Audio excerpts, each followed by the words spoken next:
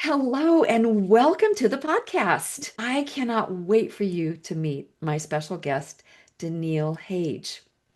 It is so super cool because this is also my first opportunity. We are longtime friends of a mutual friend, and we just recently were connected through a series of events, but not connected publicly or privately, even just across the interwebs. So I invited Danielle to be here because she has something so precious and priceless for you.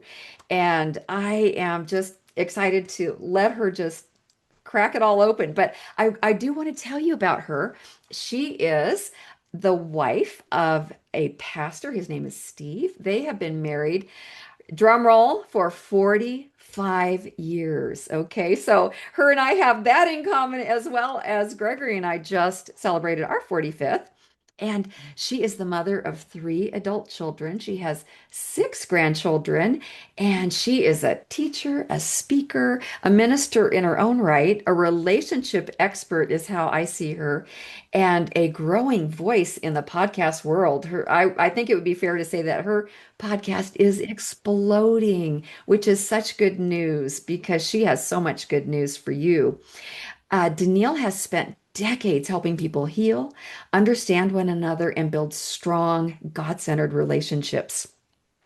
Her teaching, and I totally agree with this, is grounded and practical, deeply rooted in scripture, and offering wisdom that brings clarity, restoration, and real transformation.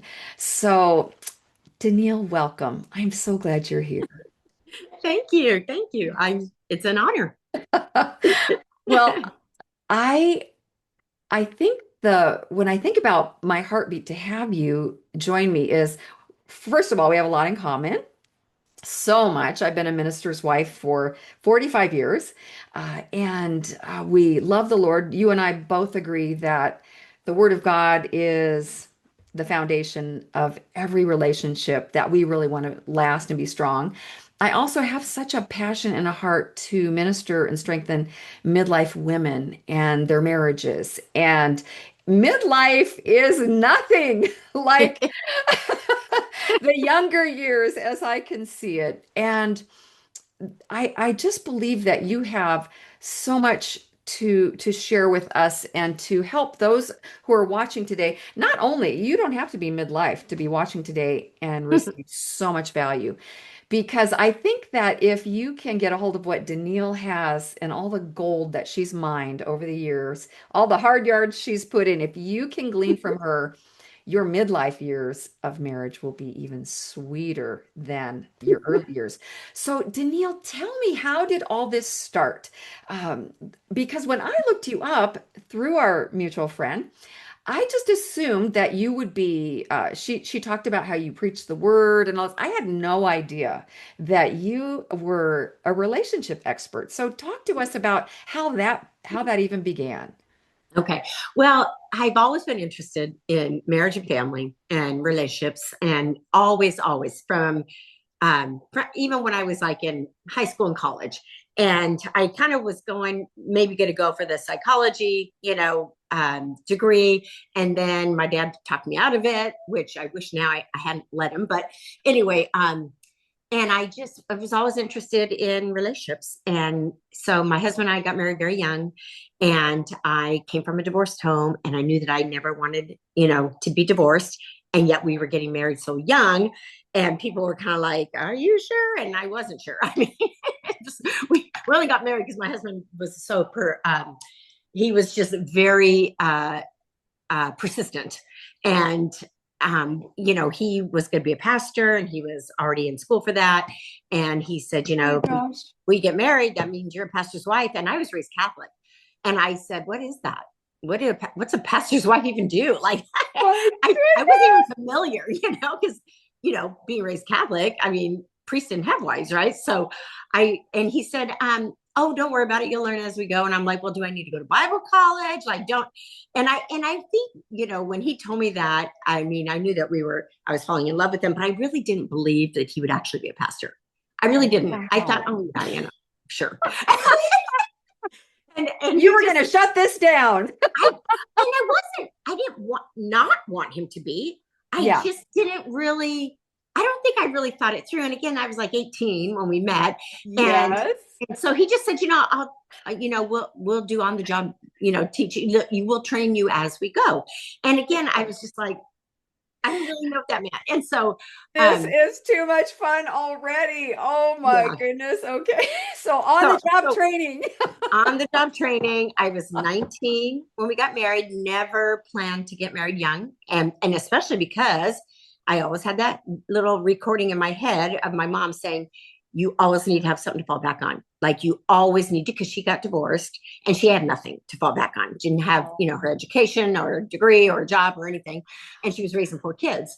And so that was always in me. Like I can never fully depend on a man, and I need to be able to wow. be self-supportive.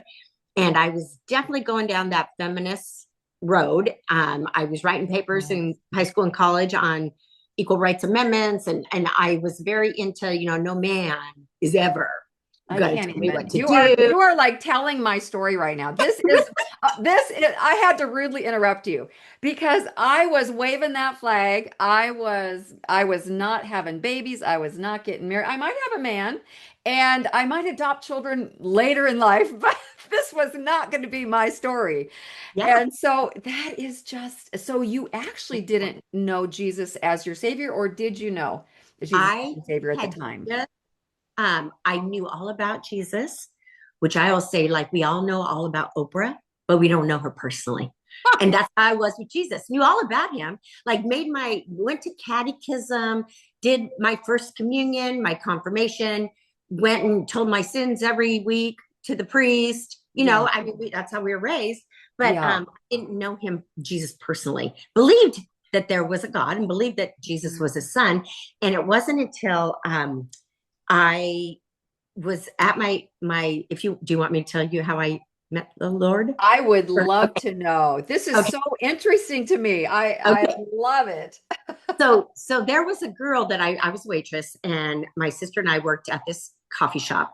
And while I was putting myself through school, lived on my own. I moved out of my house at 17 years old. My sister and I rented an apartment together. We were both waitressing, bought our own cars, putting ourselves through school, and very independent. And one night I drove down to my dad's house. My parents were divorced. He lived in Newport Beach, right on oceanfront property. My mom lived in Rolling Heights, so it was about an hour away. And I drove down there one night, and we were talking, and he started, and he was an alcoholic, but a very successful, functioning alcoholic. Okay. Um, and his next door neighbor had been witnessing to him about God, and so he starts telling me about the Book of Revelations. And I remember he's sitting there with his bourbon, with his cigarette, with his Bible open that evening, and he's telling me about how the world's going to end. I'd never heard that. In Catholicism, that's never talked about, that I had heard anyway. And I wasn't even going to church at that time. I think I must have been 17 or 18. And he started telling me, yeah, I was 18. And he said, and I had never heard of the rapture or the tribulation. And I was just like, what? Wow. And it was just brand new to me. And on the way home from his house that night, I was on the freeway driving, and I just started saying, God, if this is real, I want to go in the rapture. If that's a real thing, I don't want to be left behind. And I remember in that moment, it was nighttime. And I remember it was like something lit up around my car, like the sky looked light.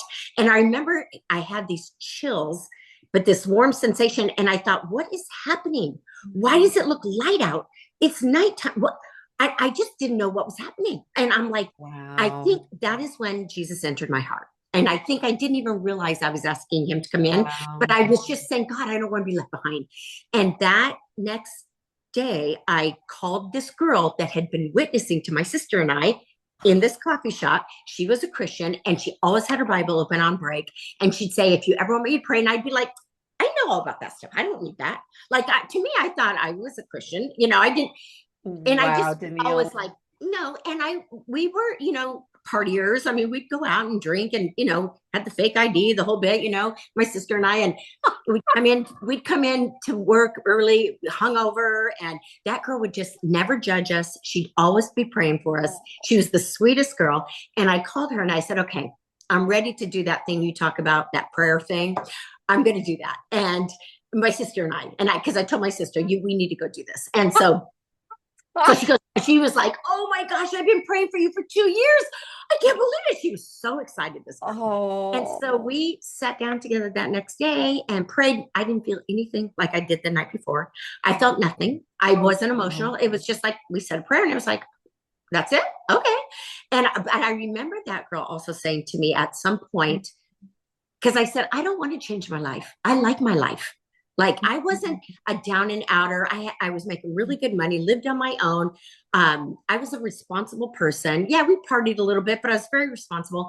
And I liked who I was. I didn't think, and I remember her saying, you don't have to change anything. And I go, what? I don't have to stop drinking, stop going out, stop partying. She goes, you don't have to change a thing. She goes, when you accept Jesus, he does the changing. And I was like, all right, we'll test that. And so it was because of that I said, okay, I'm ready to say that prayer.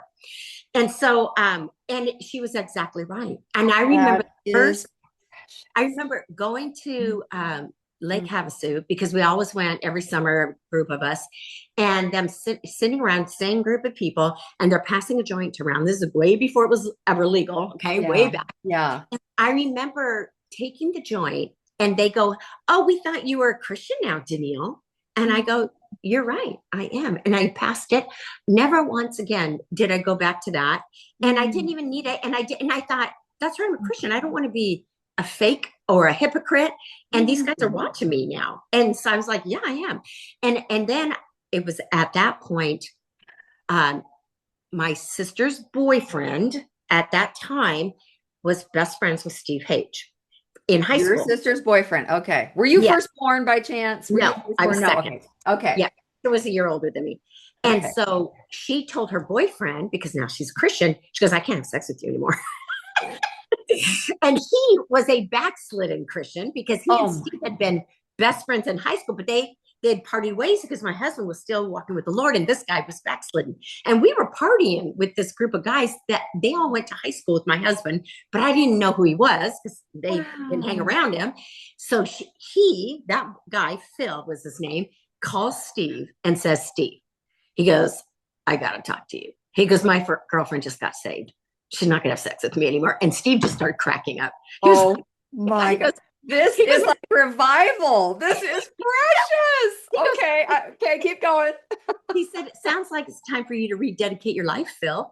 And he just laughed. He thought that was just great. So Phil goes, would you come over and talk to her and her sister? And he goes, because they got all these questions about God, about the Bible. Would you come talk to them? And Steve goes, sure, of course. I mean, Steve was an evangelist. He was like, he let me at him, So he brings them over to our house one night, our little apartment. And he just starts talking to us about God and about the Bible. And it is so funny because I remember he said, open up to Matthew. Or he was showing I don't think we even had Bibles at the time. And I remember in the book of Matthew, it has the Our Father prayer. And when I saw that in the Bible, I go, I know that prayer. My mom said that prayer with me every single night before I went to bed. Our Father who art in heaven. I know that prayer by heart. I go, that's in the Bible. Wow. Isn't that was in the Bible. And I just laughed and I thought, oh my gosh. And so here there was something very familiar to me, and I'm like, I know scripture. I know a bunch of them, in fact, because I know that by heart. And so he just started, sharing with us. And I always call him my Bible answer man. And then pretty soon he took us to his church. And that he was very involved with and was going to eventually be a youth pastor at that church. Okay. And so we just, we started, I was not interested in him at all in the beginning. In fact, 3 times after we had been around each other, he says, I want to talk to you. And my sister had gone to bed. He's at my apartment. And he says, I just want you to know that you're really likable, but you're a distraction. And I cannot have any distractions in my life because I am serious about becoming a pastor and I have to focus. And his pastor said, I don't want you dating girls, because you're you need to just focus on Oh, Paul. Danielle, And this is I so said, funny. I know. And I thought, wait, why is he telling me this? Does he think I like him? I wasn't even attracted to him. He wasn't my Wow. type at all. He just seemed like this older guy. He was only 3 years older, but he seemed so much older because he had such knowledge and wisdom, Yes, yes. And I went to bed that night after he left, and I told my sister, I go, he just told me he doesn't want anything to do with me. And I go, is this going to be my husband? I don't know why that came out of my mouth. Because he was saying, I don't, and I wasn't even into him. So I was just like, Wow. cocky, telling me he doesn't like me or want having to do with me. I don't even like him. And then I'm like, am I going to marry this guy? So that was how we started. And then just little by little, we would, Oh and my then I think gosh. the next time I saw him, he said, hey, I had to talk to my pastor about you. And because I just can't shake you. And I'm like, what? And he goes, and my pastor gave me permission. He said, I can start dating you. I go, what? Wait, what? Is Number too one, you had to funny. you had to ask another man permission Ooh, to interesting. see me. See, I didn't know anything about spiritual authority or Yeah, being yeah, accountable or submitted to, I didn't know anything because I lived on my own. I didn't even submit to my parents. I was like, I did whatever I wanted. And I thought that was weird. Like you had to go yeah, ask yeah. your You would. You would pastor. think it was weird for Yeah. sure. Like, I what is just was, this? A cult? I was, What's going on? yes, I was a rookie. I didn't know anything. And so then so we started just hanging out, and we could just the thing that I was interesting is that we could talk for hours and hours and hours.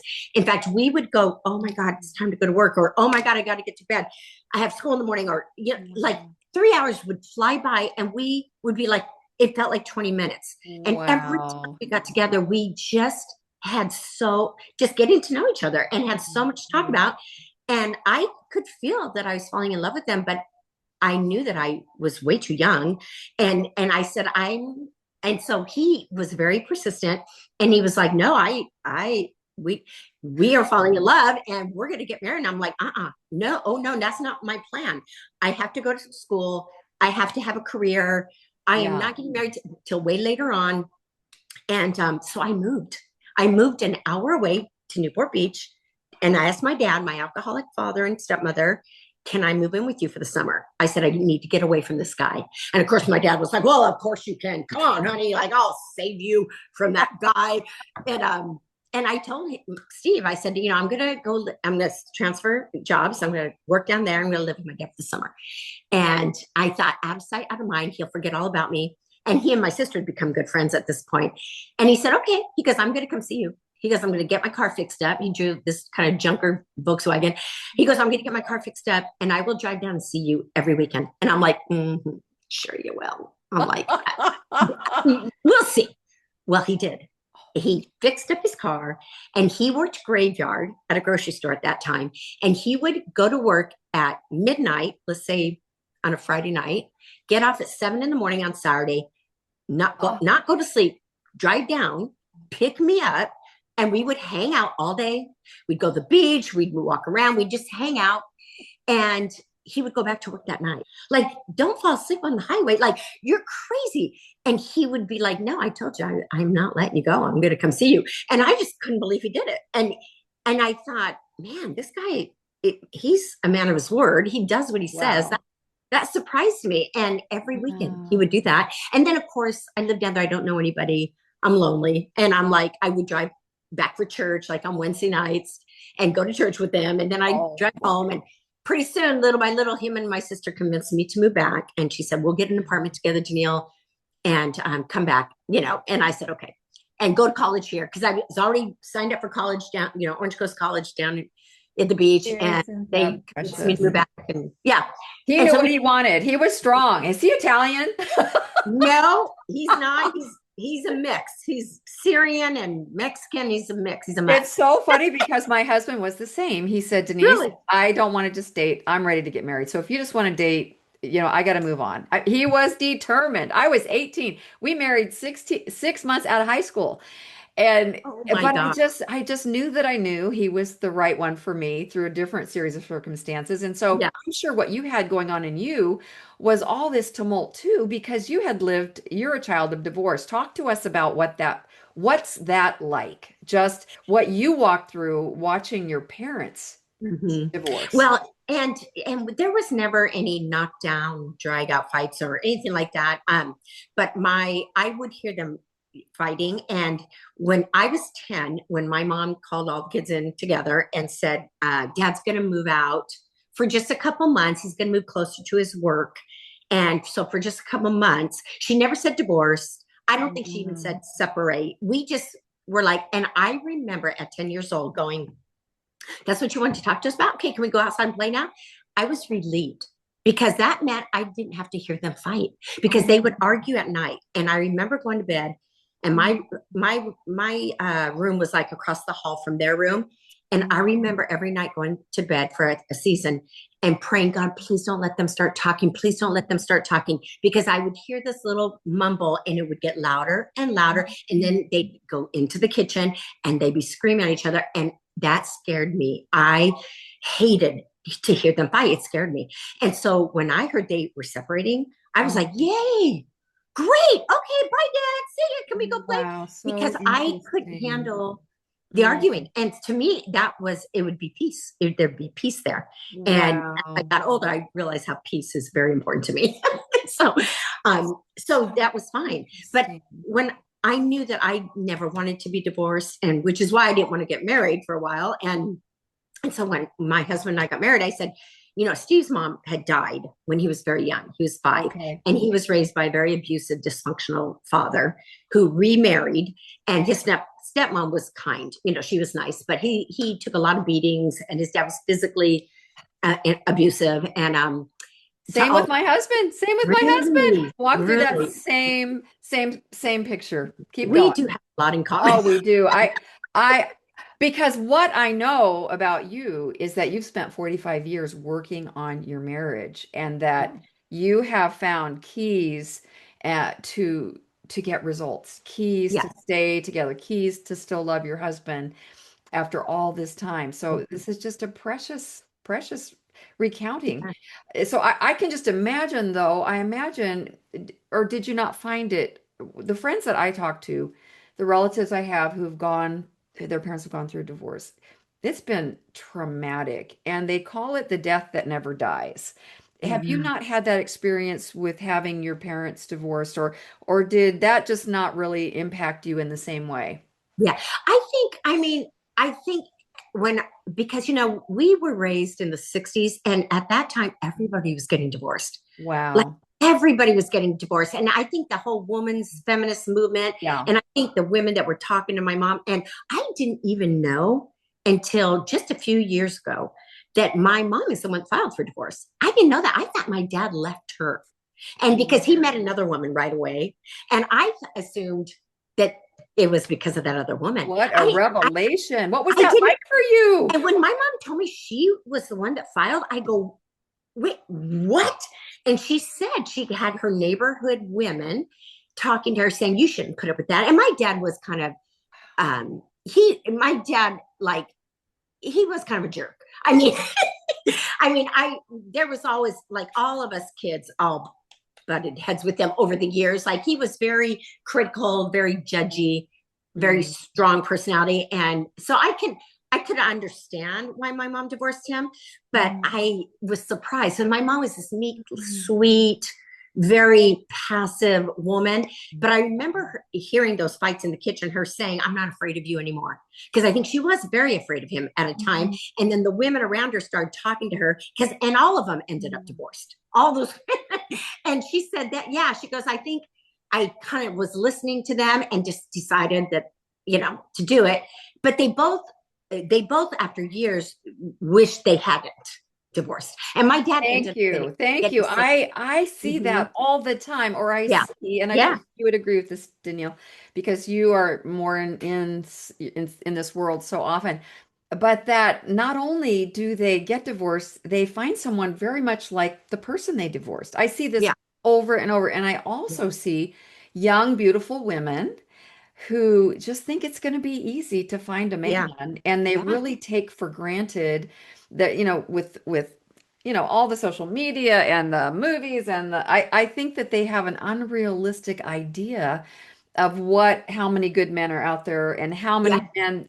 And so what I'm seeing, and I don't know if this is true what you're seeing, but I see that a man can often move on quickly while the women stay single sometimes for life. Do you find that? How Talk to me about what you're seeing, because that is so indicative or common, I believe, for the clucking hens to be back there talking in each other's Right. ears and Yeah. disrespecting men. And let's face it, all of our men are flawed, Yeah. deeply flawed, right? At some We all level. are flawed, and women are flawed too. I Oh, have there you go.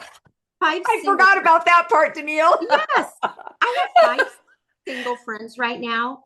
All of them divorced. All of them's husbands have remarried or have girlfriends, and none of them do.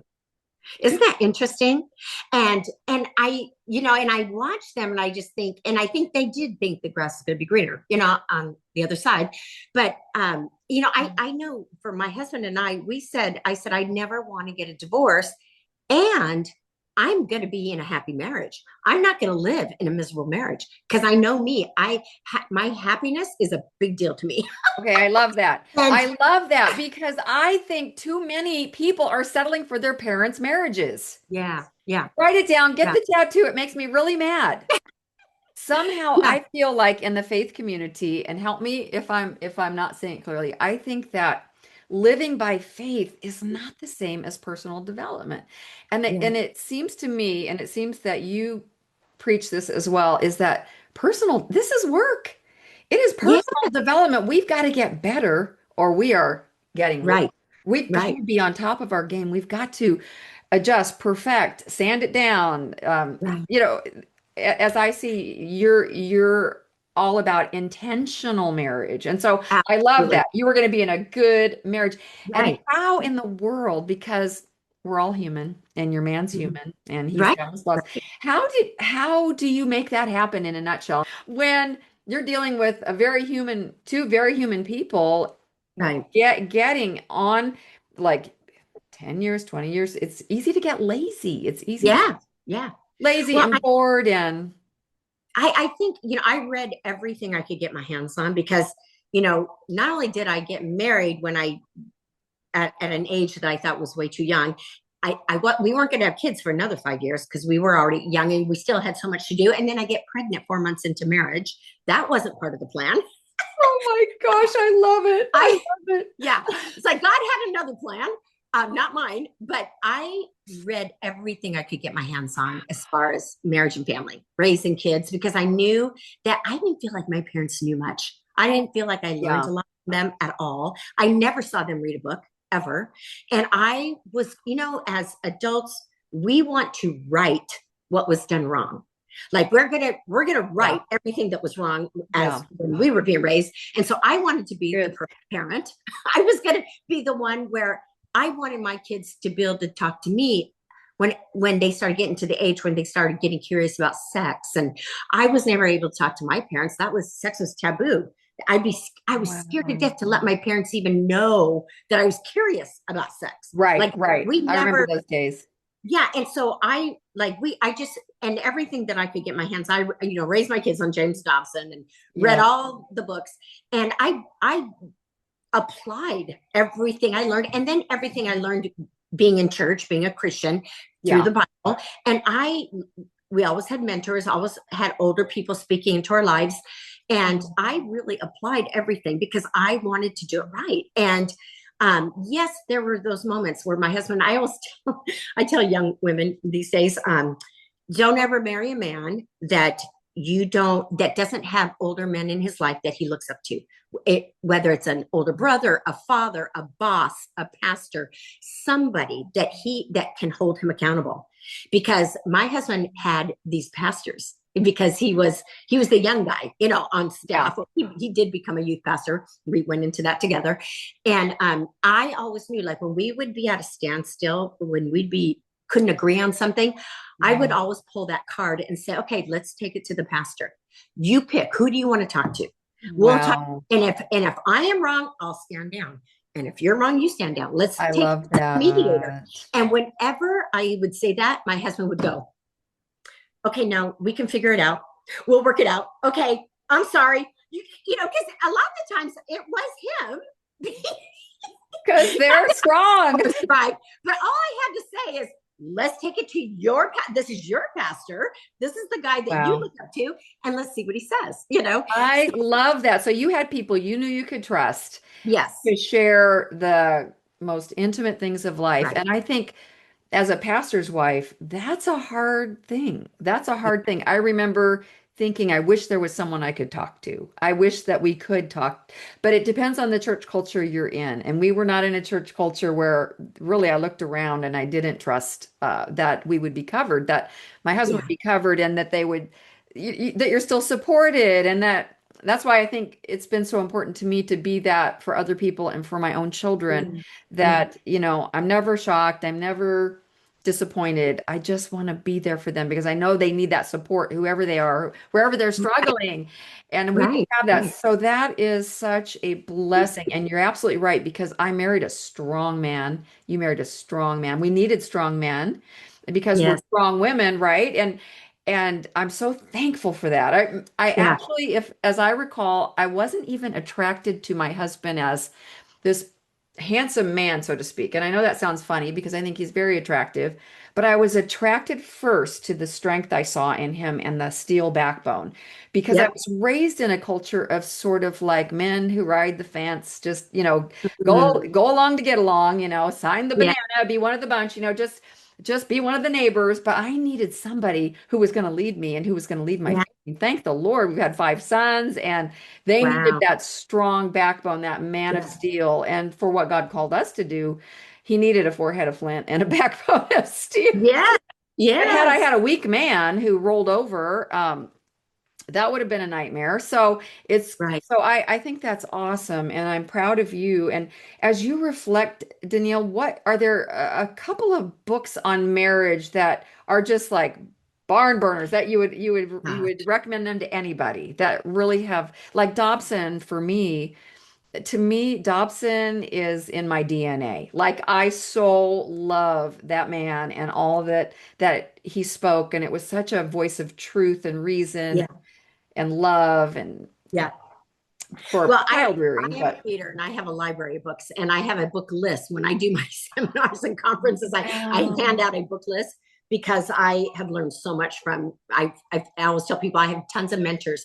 Um, like one that always comes to mind, it's an old book, it's 20 something years ago, but I think every young couple, especially the women, need to read Dr. Laura Schlesinger's The Care and Feeding of a Husband, I think it's called. Is that what it is? Wow. I mean, I think anything by Dr. Laura is great. I never met her, but I say she is one of my mentors. Um, Wow. and she's spoken to my life so many times, even just from her radio show. But when that book came out, I mean, that book is a life changer for couples and especially for women and even men. Husbands were buying it for their wives, but she Wow. has I so love much that. good stuff. And Mm. gosh, there's so many. Let me think of what are I'm so some. proud of you for being Uh, so intentional and reading. Like, yeah, people will hardly listen to, a teaching, let alone read right. a book. I And know. There's a lot of people that do not read, but I had to learn. I felt like I was not educated enough, and I ended up dropping out of college because I got pregnant and started having babies, and I just knew I needed to learn the right way to raise kids and to discipline and to all the things. So I just yeah I read. well Um, done. but yeah, I have a whole book list. I'd have to get it out. No, and that's fine. That's good enough. Yeah, I know that I've heard of that. It brings a deja vu, yeah. but I've never, and I think too, so much of, although, I enjoyed reading, I was going to say so much of what I read would have been faith-based. And I don't know if Dr. Lord's Hmm. faith-based. I've always enjoyed her truth and her sharp razor Right. edge and kind of in your face truth. I love that. Yeah, I, yeah. I'm looking at my bookshelf. I read all the Venus and Mars books. Those Oh brought me yes, some great revelation. John Gray, that's another one. Yes, yes, But very. it's kind of interesting to me that two of the leading experts in marriage relationships have been divorced not only once but multiple times, which is a conflict in my heart and mind. I'm like, wait a minute, wait a minute. Yeah, yeah, I I don't know how that works, but because it's work. But Yeah, it is. I It is. recently heard a podcast, and this is so interesting to me as far as midlife women. I Okay. heard a podcast and it talked about, and it was just an accidental podcast that came up on my phone, but it talked about how overall divorce rates are on a decline right now, which was such good news. Hmm. But the divorce rate for people over 50 has doubled. Okay, Yeah. have you Wow. heard this? Hmm. And more than tripled for those over the age of 65. Wow. And Hmm. now this new term, gray divorce, has become a thing. What does that mean? And Oh, as you're going gray, there getting you divorced. go. Wow. Apparently, and this was by on very good, I can give you the citations and all. In 1990, not that long ago, 8% of people divorcing were over 50. Hmm. Today, 40% of people divorcing Wow. are over Interesting. 50. Wow. 10% of people divorcing are over 65.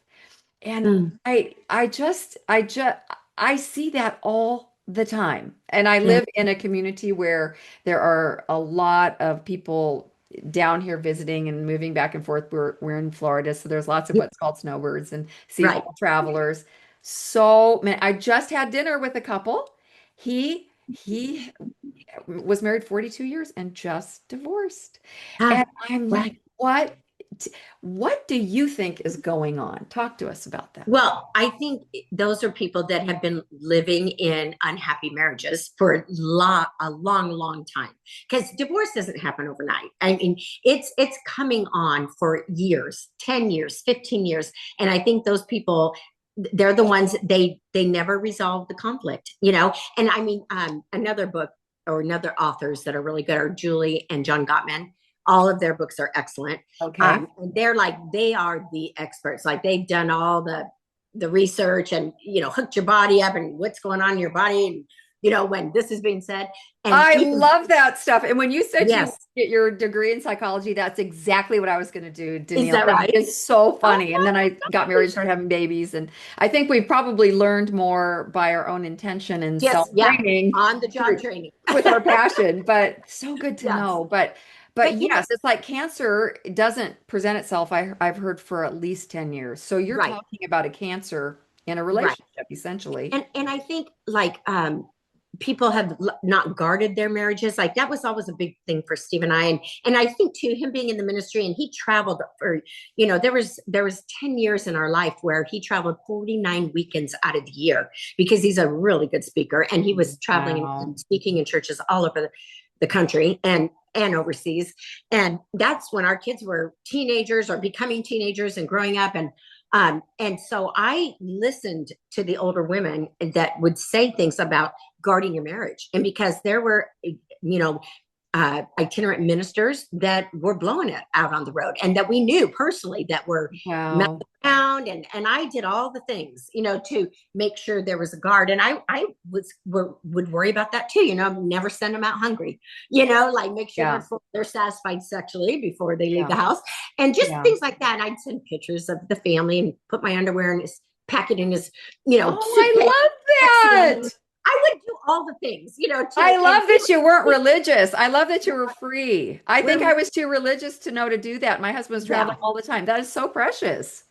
we probably have always been considered more liberal Christians, my husband and I. Wow. But yeah, just anything to make sure that we kept the romance alive and kept it, it kept the marriage fiery and feisty and just all the things that I've learned through the experts and through other people and really worked at it to make sure that we didn't grow apart. I remember the first time I was breastfeeding my second child and he went to this pastor's conference in Texas and it was life-changing for him, life-changing.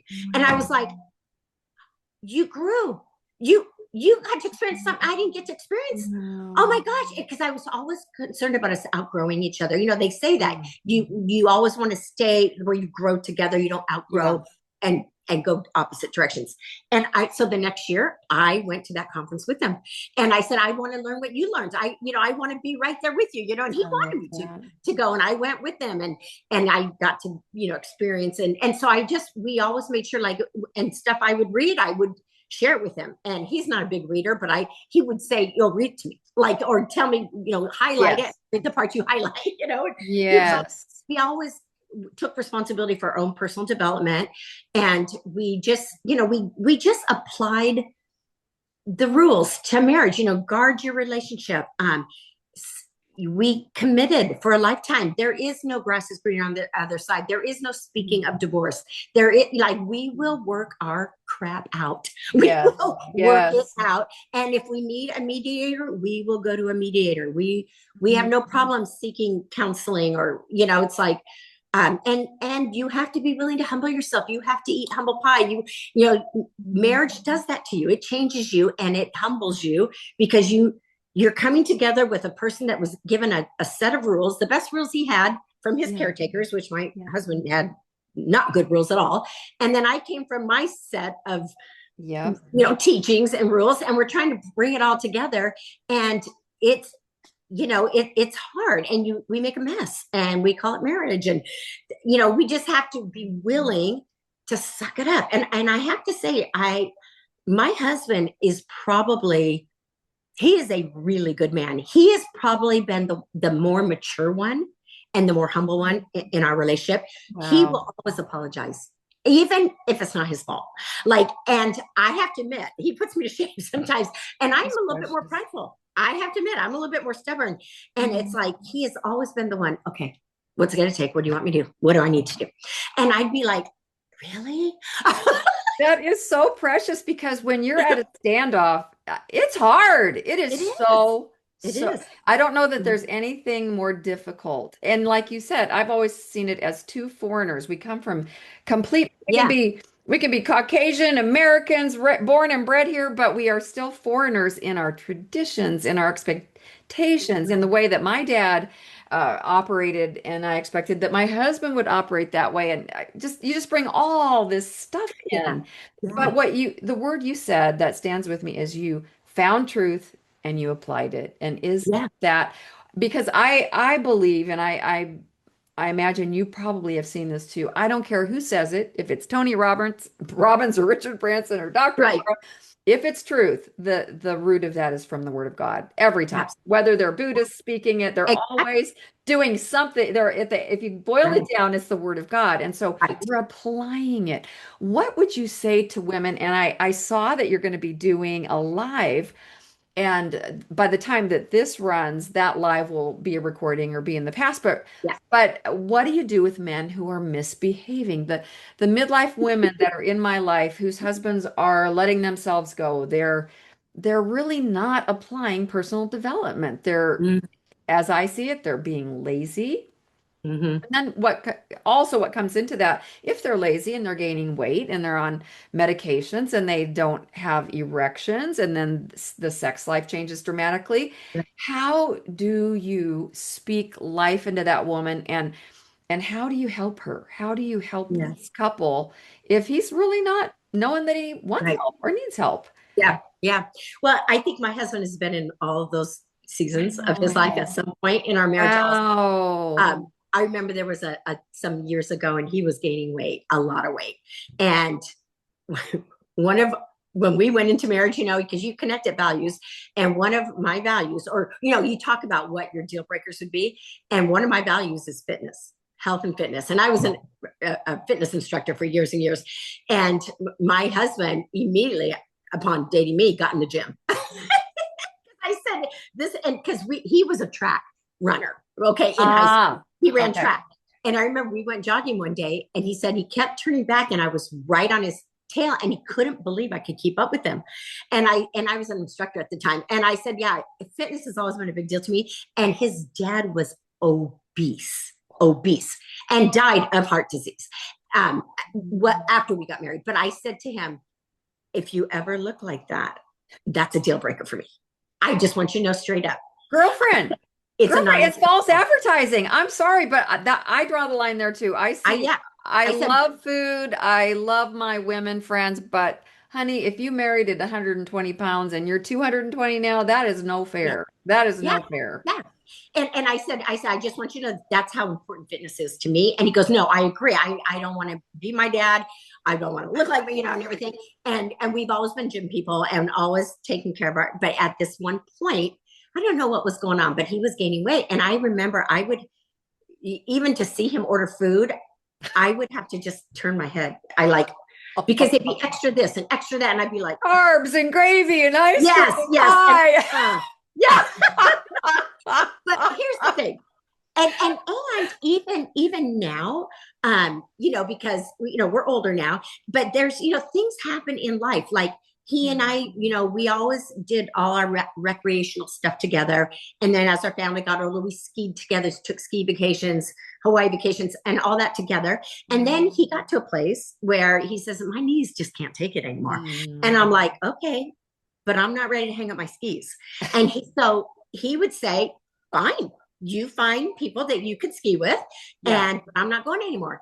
And and for a year, like at least probably 15 years, I have a group of women friends and that we ski together. And he doesn't go anymore, but he doesn't say I can't go, Okay. and so you have to have an arrangement.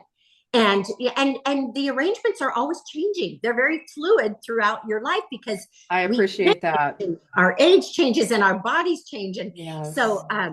so we have to get to the place where we accept each other for who we are, and we don't do everything together anymore. I'm a pickleball player. I play every single day. I would love for him to play pickleball, but again, he says I don't think my knees can take it, and I'm Yeah. like, okay, but he doesn't stop me. So it's like Yeah.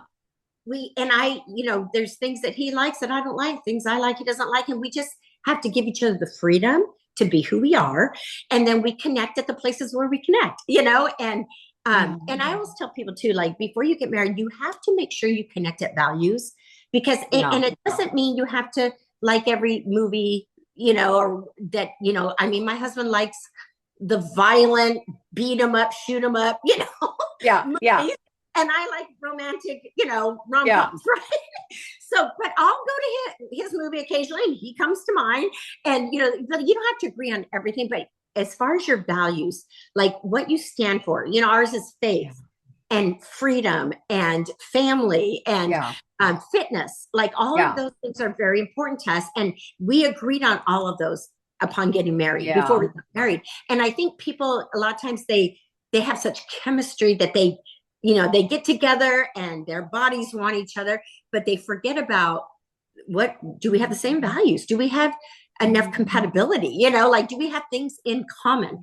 And I think you need to talk. Like when I do premarital counseling, we talk about everything. How do you see raising your kids? How do you see discipline? How do you spend your money? How do you save your money? How do you invest your, like, you have to talk about all of those things, because that's where those where unresolved issues can become a major piece in marriage that will split will bring a disconnect Right. Those in are pillars, pillars. yeah, If you're going to mix exactly. faiths, if you're going to mix a Muslim and a Christian, you're Yes, typically going to have a real big problem down the road. You're right, so right. Those right. pillar values, absolutely. And I Yeah, think that even as we nurture and love our husbands, if we're more into health food or whatever, they're typically very open and teachable when they know they're loved, and we want right. what's best for them. How did you handle when your husband was at a point physically with his weak knees? How would you say to a woman practically to handle that? Like when you want to say, "Are you sure you want double on the potatoes and gravy or whatever it was?" "Are you sure you want to go to In-N-Out again, babe, and get the double Well, double?" it's funny because I think that got his attention at that point when he was gaining weight, which he's lost it now. But and this is great. This is how men talk to each other. He went to speak for a man in Miami, Florida. Good friend. They'd been good friends for a long time. He was pastoring a church out there. Steve went as the guest speaker, and they sat down to eat. And the guy, who is very much like my husband, very confrontive, calls people on their stuff, and he said, dude, you're fat. And my husband just, like, he's taking a bite. He just started cracking up. But you know how men can talk that way to each Yes, other. He's all, yes, yeah, what's with the double chin? He goes, what 100%. happened? So you were praying, oh God, please work in my husband's life. And the Lord uses somebody to say, buddy, Yeah. Like, and women would never talk that way to each oh, other, right? We'd be no. so butthurt and like, oh, like, what a cow you are. We would never talk that way to each other. But man, boy, they can just laugh it off and take it. And I think that was maybe the thing that kind of got my husband thinking, like, dude, I hadn't seen him in a while. I don't think I've realized how much weight I've gained. And he got serious, about it and stuff. But, and That's here's the thing, we awesome. all lose and gain through Yeah, life, absolutely. but There's seasons. I think what I yeah, see is because I'm dealing with midlife women, I see yeah, it's like some men almost give up and you can't light a fire under a man who gave up. Now maybe right, you can, Danielle. Maybe you know that maybe you've got the matches for it and you'll share that tonight on your live, but I think that women get discouraged. And here's what I see. And this podcast I was listening to, they were talking about how women they're a little proud, not prouder, cockier, maybe, I don't know, feminism, but they're 65. They think, well, I got another 20 years. Do I really want to live with this dumpling for, he doesn't want to get off the couch. He doesn't have any right, goals anymore. He's let himself go essentially. I think yeah, I'd rather have a dog. I mean, I'm just saying this is what I'm seeing, and I think as yeah, Christians, there's more for us. We're not, yeah, it's yeah, that God didn't call us to fade. He's called us to abound. He's called us from yeah, glory to glory, as I see it. And I feel like we should become fine wine. We shouldn't yeah, just allow ourselves. So as I see these women, and this is exactly what they were saying, the women are kind of like they weigh it up and they're like, I don't think I want to take care of this guy for the next 20 years if he's not going to take care of himself. yeah, And yeah. so do you feel like you're seeing that? Well, you've got some women, I guess, in that age range, probably in their 60s, who Mm-hmm. got divorced and maybe they're regretting it, maybe they're alone, maybe but what would you say to that woman who is weighing it up and saying, I don't know Yeah, if I want to do this? yeah. I just not it's been some months now, but I had a older woman, in fact, you know, close to 70, beautiful woman. And Wow. she came to our church and she asked if she could talk with me. And she said her and her husband weren't doing well and she was considering leaving. And I said, well, why are you staying? And she said, honestly, financially, I can't stay. But she was considering an affair. And I said, I just started talking to her. I said, love. Oh, I just don't think I love him anymore. And I said, love's not a feeling, right? And she goes, oh, yeah, I think I do know that. I said, love is a behavior. It's a choice. I said, we choose. I said, my husband and I don't wake up every single day feeling like we're all in love. I go, no, after 45 years, I go, but we chose to love. We Mm. choose every single day to love each other. And then we behave in a loving manner. Because it's not just a choice, it's a behavior. And I said, and we respect one another. So we're always very, respectful of each other. But I said, and she goes, oh yeah, you're right. And I said, she goes, well, he doesn't ever want to do anything that I want to do. And I said, go live your life. I go, is he keeping you from doing something? I said, I ski with my friends.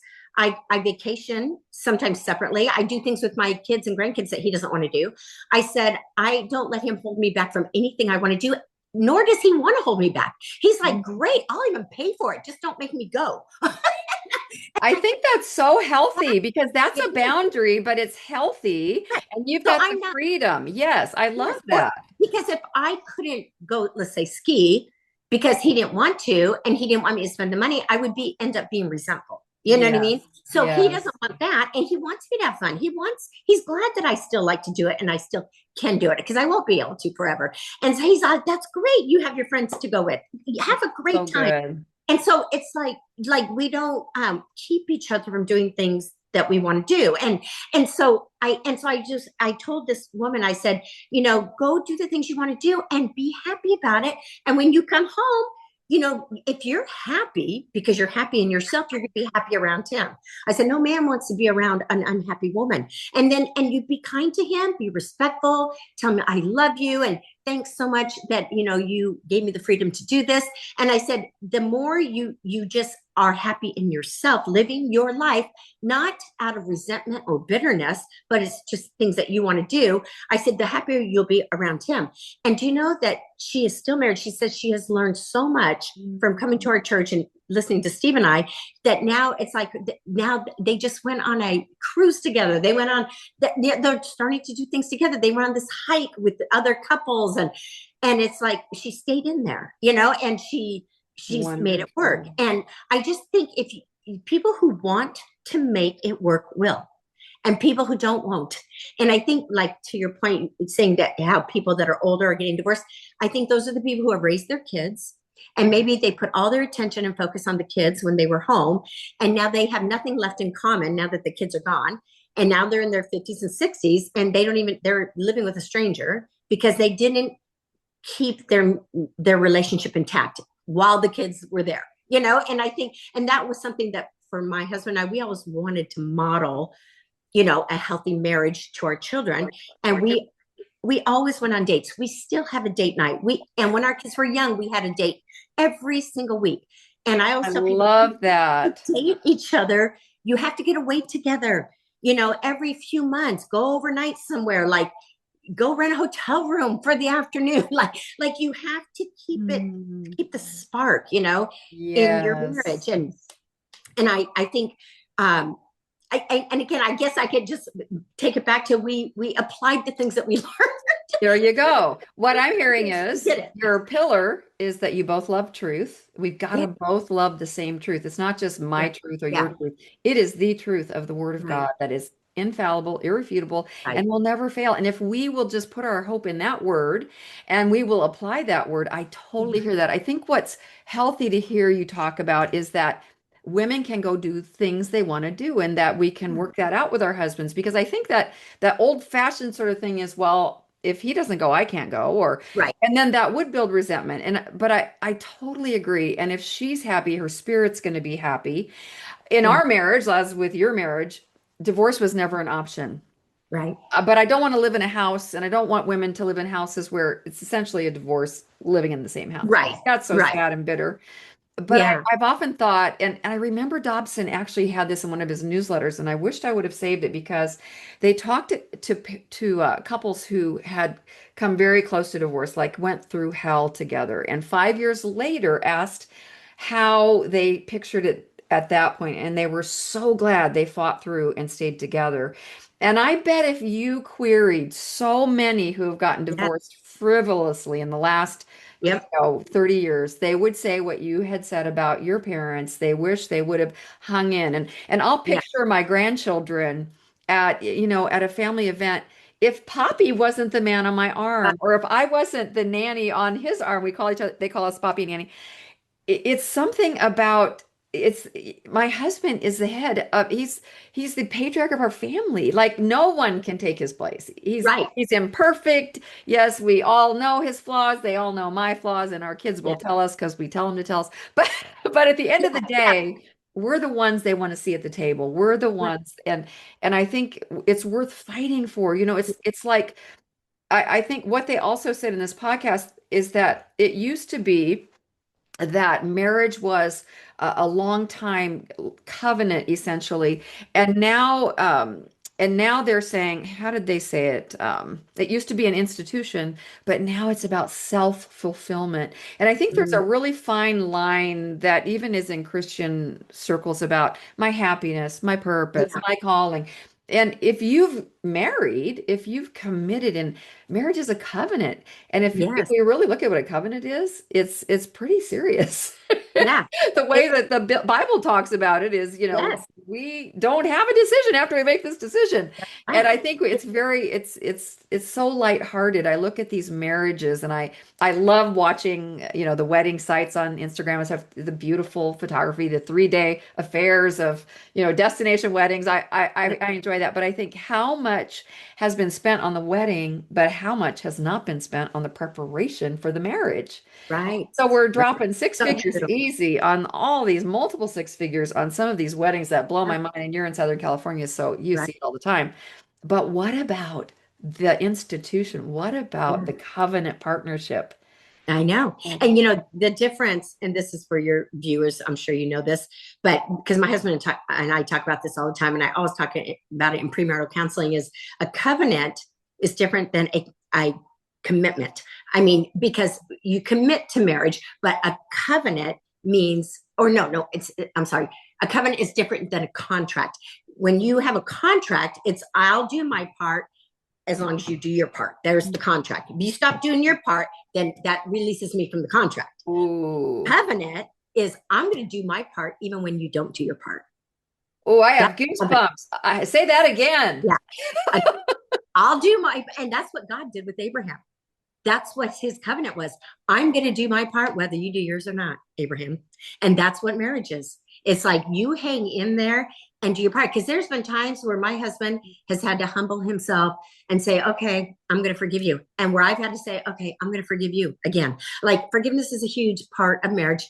If you've been married any amount of years, you know that you have to forgive because you married a imperfect, fallible human being. And we are imperfect, fallible. All of us are. There is no perfect person. So just factor forgiveness in right up front, you know. But Right, right. and unless there's abuse, addiction, or adultery, and I mean, to me, those are the three reasons that yes, get a divorce. But I've even seen couples make it through abuse, make it through adultery, and make it through addiction. I've seen couples that hung in there long enough where the addiction got fixed, where the abuse stopped, and they made it through even adultery. Like so, I believe it with all my heart. I've seen the yeah, same thing, and it yeah, is even more powerful when God puts Humpty Dumpty back together again. And I think that's what I love in your voice. I don't hear bitterness as a woman. I hear such a good balance. It's like you're cheering for both teams. You're not a right, strong woman with a sharp feministic edge that is wanting to yeah, dominate. You're just wanting you each to play your role and be a power team. And to me, that's what marriage is. It's God putting yoking two oxen together to get the work done and yeah, the work of the yeah. kingdom. And if I mean, marriage is the foundation. Families are the bedrock It of is any stable of our society, society. right? And I just finished another book that would be really good to recommend, especially for those midlife women you're talking about. Yes. Have you heard of the Let Them Theory by Mel Yes, Robbins? I've heard of that and it's It powerful. is so good. I listened to it on Audible, and at Okay. first I was like, this isn't at first I have to admit I was like, oh brother, what is this, Yeah. and my Yeah. son said, no mom, it's really good. I actually read it. I go, really? I go, okay. So I kept listening to it, and toward the end it's excellent, but toward the end it talks a lot about, she uses an example of a woman who can't get her husband off the couch, who won't take care of himself physically, and she uses that exact scenario, and she talks about how the more we push, the more they resist, whatever it is you're trying to get them to Yeah. start doing kind of thing. And it made so much sense about acceptance.